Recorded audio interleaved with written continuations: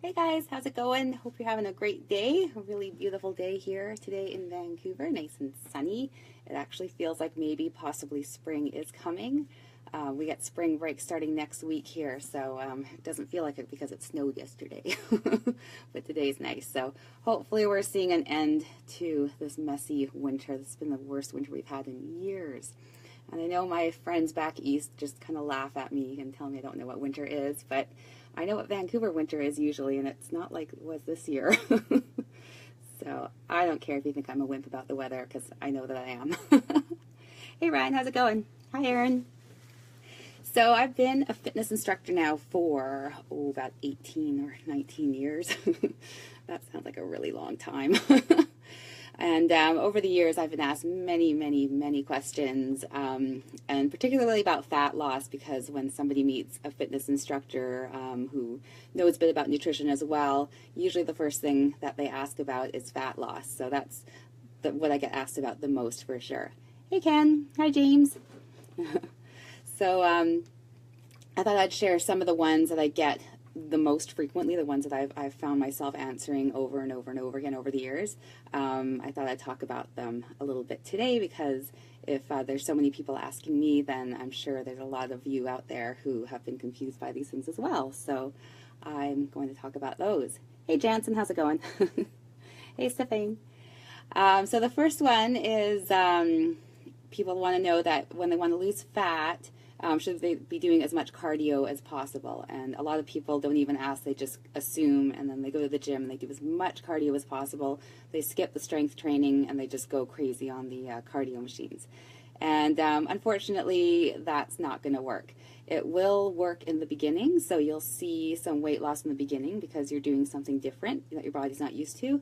But the human body has this amazing ability to adapt to stresses. So that means that if you're doing the same cardio, after a while your body's going to adapt to that, and the only way to make any more changes, any more progress, is going to be to do more cardio. And if you think about that for a little bit, it's like, how much cardio are you going to have to do? So that'd be, people don't have time to do that much cardio.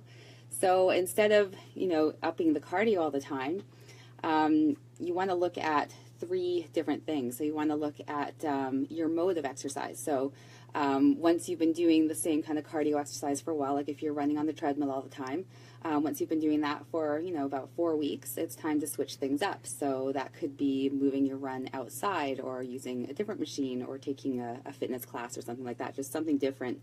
It could even be as easy as, like, if you do weights after your cardio, just switch around the order of things. Do your weights first and then your cardio. Just change something so that your body has to readapt. So you want to keep your body readapting to see results. You also want to look at the frequency. So minimum 3 days a week, up to about 6 days a week is great. Definitely want 1 day of total rest, even 2 days. If you're working really hard on your workouts, 2 days of total rest could be really beneficial. And then finally, the intensity of your workout. So rather than, just going at the same pace, you want to incorporate some high intensity interval training into your workouts. And that's basically where you push all out for a short period of time, and then you let yourself recover and you repeat that. So a very simple example would be to, if you're running, to sprint for 30 seconds and then jog slowly, or even walk for 1 minute so you fully recover, and then just keep on doing that for your entire workout, so for however long your workout happens to be. That's a very simple way and very effective. So those are 3 things to look at when you're doing your cardio. And don't get stuck with the mentality of that you just need cardio to lose weight, because you do need strength training. Muscle actually burns more calories because it's metabolically active, so the more muscle you have on your body, the more calories you're burning even at rest. So don't skip the strength training. The next one I've had a few people ask me about, and this, I can understand the worry here. Some people are worried that if they do cardio, especially high intensity cardio, that they're either going to not be able to put on muscle, or they're going to actually end up losing the muscle that they've worked so hard to build. And there is a bit of truth to this, but it comes down to your nutrition, really. So as long as you're providing your body with what it needs, it'll be able to build. It's not going to break down. So when you start a workout program, don't just look at your workout program. You have to look at your nutrition as well. So you're going to need to adjust your nutrition. You need to be getting enough calories to support the amount of calories you're putting out without going overboard. You need to get the proper amount of carbs, proteins, and healthy fats. So really important to get everything in your diet, and it's got to be really healthy nutrition. Your body needs that healthy nutrition in order to rebuild itself, because when you work out, you actually break yourself down a bit. That's what's actually happening, and that initiates protein synthesis, which is just muscle building. So you need to provide your body with the stuff that it needs so that it can start to build muscle. And sometimes it's not enough to just, buy the healthy organic foods and eat those.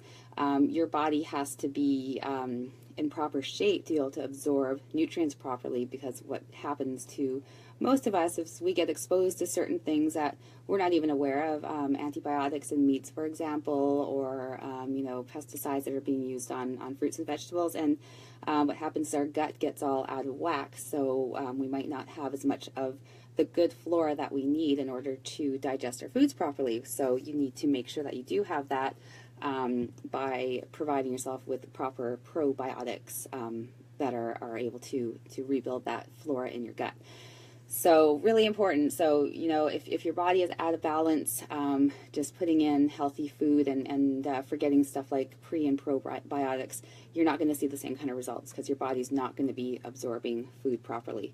That's why I use the shake that I use for that reason, because one of the ingredients is a probiotic that is able to survive in the gut and do what it's supposed to do and rebuild all of that good flora so that I'm absorbing my food better.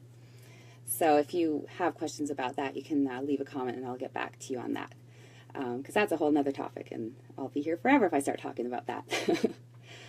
So which is better for fat burning, high intensity or low intensity cardio? And, right when I was getting into fitness, this was where there was all this talk about the magical fat burning zone. So it was that zone where your heart rate's at a pretty comfortable level and you feel pretty good. So people were super excited. They're like, I just have to work out at this level and I feel good and hardly breaking a sweat, but I'm in the fat burning zone. So this is awesome. And, they heard that the high intensity cardio burns sugar. So there's truth to this. So you do burn a higher percentage of fat when your heart rate is on the lower end and you're feeling like you're in kind of that comfort zone. But what they forgot to think about is the total number of calories burned. So if you think about it, if you ran for an hour and burned 500 calories, and then you compare that to walking for an hour where you burn 250 calories. So yeah, the percentage of fat calories burned in the walk is going to be a higher percentage, but a higher percentage of 250 calories, whereas with the running you would have burned a total of 500 calories. So it was very misleading. I knew a lot of clients that were really frustrated because they were doing their fat burning zone workouts and they weren't getting results, and it's because they weren't pushing their bodies hard enough, and it was just confusion over numbers. So yes, the percentage is higher when your heart rate is lower. You are burning more fat, but think about the total amount of calories that are being burned in that same amount of time. So that's where the confusion came in. So you need to get into that discomfort zone during your workout. So doing an interval training is so good. That's why spin is so effective, because that's the whole idea behind spin, is that we go really, really hard and then we recover and we keep repeating that. So it's up and down with the heart rate. You go to a point where, you're really pushing it, and then you just take it back down to where you're comfortable again, and you keep doing that. And that's what the body really responds well to. And the total number of calories burned in that amount of time is huge. So don't be fooled by all that stuff about the fat burning zone.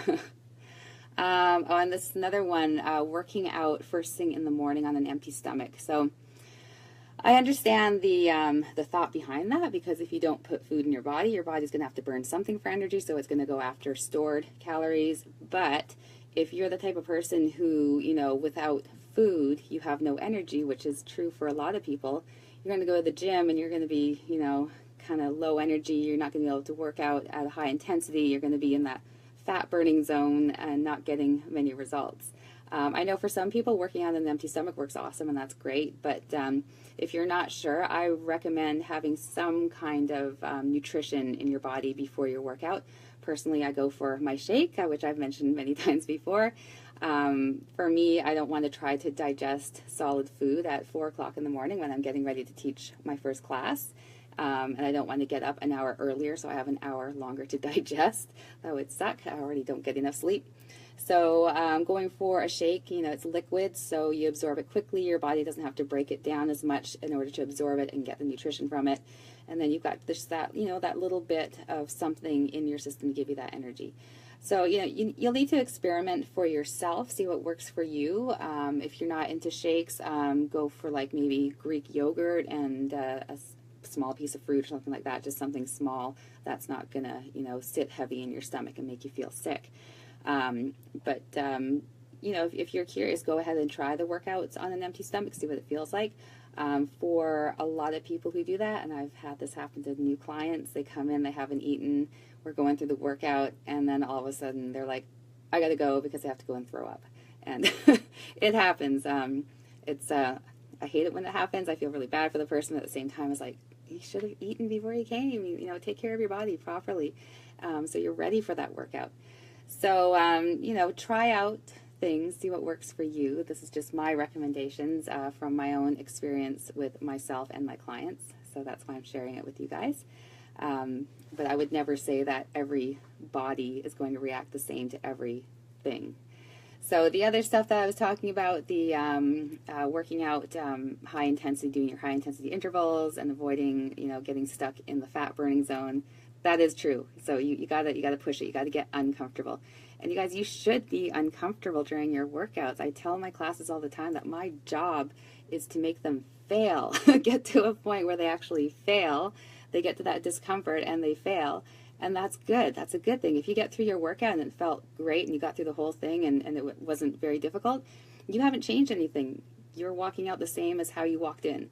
So if you got to the point of failure, you got to the point where you had to just take a break and recover, that's where you've made some changes. That's where you pushed yourself to the next level, and that's what you need to do.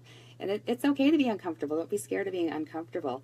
It's a short period of time. It's just temporary. It's going to go away. The results you get from it are going to be awesome, and it builds character. So speaking of which, your body is a machine. Look after it or it'll break down and not operate properly. That's exactly true, Ryan. So true. And sadly, a lot of people get to the point where they do break down, and then it's too late for some people. And, you know, I tell my boyfriend all the time, it's like, you got to start working out. You need to do it. I don't want you looking back 10 years from now saying, why didn't I, you know, start doing something for my body and put proper food in it? It's like, do it now. Don't wait until you're at a point where you're actually sick. Like, prevent it. Don't let yourself get to that point. An example of my dinner, Erin, is some source of protein. So whether it's chicken or steak or pork or whatever, it's always meat. So I always have meat at dinner time. And then salads, so like mixed greens. I add a lot of stuff to my salad, but avocado, carrots, tomatoes, cucumber, zucchini, a ton of stuff, whatever is around in the fridge, I'll just throw it in there, make a huge salad. I put olive oil and balsamic vinegar on that. And then we usually have a starchy carb, so whether it's rice or potatoes, I try to avoid pasta. I don't react well to pasta. I feel gross after eating it. But that's about it, and that's been working for me energy-wise and all of that. So that's what I did. And Diane, you've started eating a boiled egg, half banana, and 3 almonds before your morning workout. That's awesome. And so far you haven't puked. Yay!